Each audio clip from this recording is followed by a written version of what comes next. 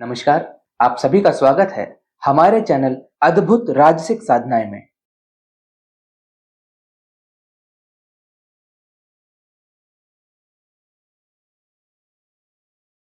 कब्रिस्तानी खबीस, ये नाम से ही जाहिर है कि इसके माध्यम से हर प्रकार के अनुचित कार्य ही लिए जाते हैं।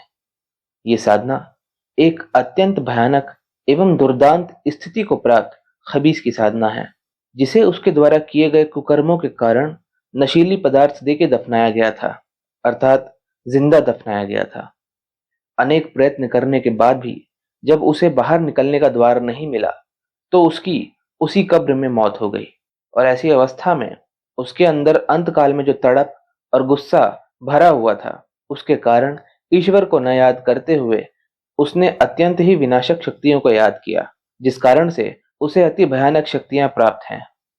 इस साधना के दो विधान हैं, एक प्रत्यक्ष एवं एक अप्रत्यक्ष। यहाँ हम सिर्फ अप्रत्यक्ष के विषय में बताएंगे, प्रत्यक्ष के विषय में किसी को भी नहीं बताया जाएगा।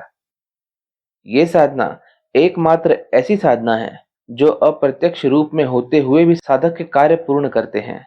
जितने कामुक व्यक्ति हैं अथवा जो व्यक्ति बहुत ज्यादा कमजोर हैं और वो अपने दुश्मन से लड़ नहीं सकते और अंदर ही अंदर घुटते रहते हैं और उनके दुश्मन के साथ ऐसा वैसा कुछ हो जाए ऐसा सोचते रहते हैं, लेकिन कुछ कर नहीं पाते, तो ये साधना उन्हीं के लिए है। और जो साधक बिना कुछ किए घर बैठे अपने जीवन यापन भर की धनराशि कमाना चाहते हैं, वे इसे कर सकते हैं। क्योंकि मैंने ये पाया है कि अधिकतर लोग जब एकदम हर जगह से हार मान लेते हैं, तब तंत्र में आते हैं और उन्हें एक दिन में सब कुछ चाहिए होता है, और उन्हें ऐसी साधना चाहिए होती है जो एक दिन में हो जाए या अत्यंत ही कम दिनों में हो जाए। तो ऐसे साधकों को यह साधना करने से सहायता मिलेगी। ये साधना सिफली इल्म पर है, अर्थात तामसिक साधना है, जिसमें मंदिर जाना, प्रसाद खाना सब मना है। इसलिए आप घर के मंदिर में भी ये साधना नहीं कर सकते हैं। साधक तंत्र मार्ग को भी मंदिर से प्राप्त करना चाहते हैं, क्योंकि उनके मन में यह विश्वास है कि अगर कुछ गलत होगा तो मंदिर में स्थित भगवान उनकी रक्षा अवश्य करेंगे। ये एक अत्यंत अच्छी सोच है, लेकिन कुछ साधनाएं मंदिर में नहीं होती हैं। आइए समझते हैं इस साधना को करने की विधि को। ये साधना एक तामसिक साधना है जो पैशाचिक कमलगट्टे की माला से की जाती है। 13 दिन तक लगातार हर रोज 15 माला मूल मंत्र का जाप पश्चिम दिशा की तरफ मुख करके किया जाता है। ये साधना रात्रिकालीन साधना है जो रात्रि 11 बजे से साधक शुरू कर सकते हैं। इस साधना में उपयोग होने वाला आसन पीला ऊनी आसन अथवा सफेद ऊनी आसन होना चाहिए।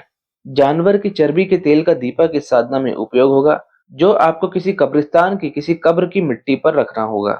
इस साधना में सुरक्षा हेतु माई काली का तंत्र अथवा भैरव तंत्र धारण करना आवश्यक है।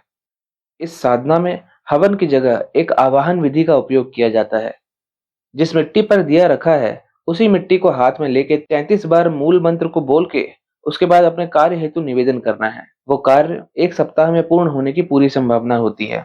साधक इस बात का हमेशा ध्यान रखें कि इस साधना में अगर एक छोटी सी भी गलती हुई तो ये साधना कभी पूर्ण नहीं होगी। अतः साधना के हर एक नियम को बारीकी से समझें और उसके बाद ही ये साधना करें। इस साधना में ब्रह्मचर्य अति आवश्यक है। यहाँ तक कि इस साधना में स्वप्न दोष की भी मनाही है।